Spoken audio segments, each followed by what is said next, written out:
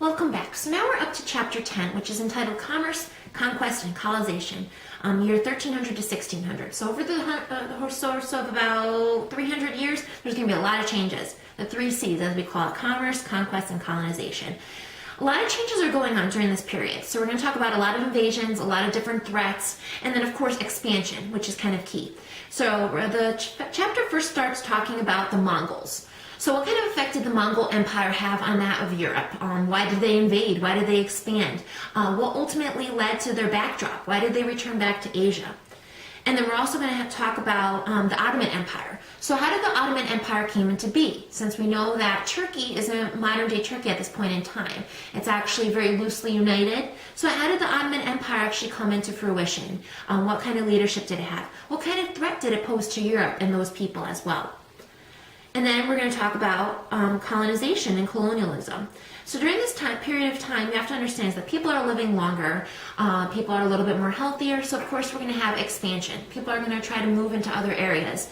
The first area that a lot of people are going to move to is Africa. So the Portuguese are actually going to be well known for conquering different parts of Africa. So first they're going to settle into the Azores, the Madeira Islands, into that region. So there's going to be extensive new naval technology, use of the caravel and the compass, different types of sailboats, those types of technologies. The establishment of a slave network. What I want you to understand is that slavery isn't something that is new at this point in time.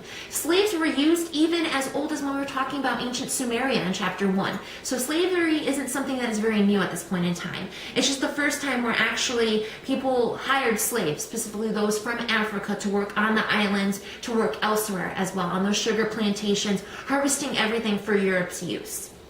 And then you're going to have other new conquistadors coming about. Individuals such as Hernan Cortez, who, once again, he was the one who actually conquered the Mayans. And then you have Francisco Pizarro, who conquered the Incas. So please do not get those two confused. They both conquered those regions. So what was the purpose? Why did they want to conquer? My answer is called the three G's. So not only do we have the three C's, commerce, conquest, and colonization, we have the three G's. And the three G's are glory, God, and gold.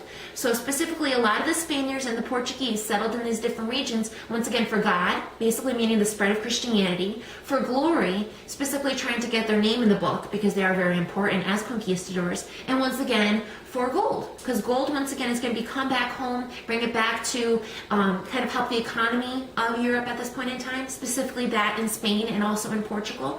So those are the things that we're going to actually focus on during these time periods. Other conquistadors that we'll talk about Vasco da Gama, and also about Ferdinand Magellan. Ferdinand Magellan's rather interesting. He was actually the one who went around the tip of South America to actually try to get a route to Asia. So a lot of them were trying just to get easy access to the Spice Islands, trying to get access to gold and so on. So that's a lot of the reasons why these various conquistadors tried different routes to try to get to India and China and elsewhere. Okay, so these are the main things that I want you to take away from this chapter. Of course, you still have your individual assignment, discussion board, and everything else to follow. And if you need to reach out to me, you can do so on Blackboard. Thank you.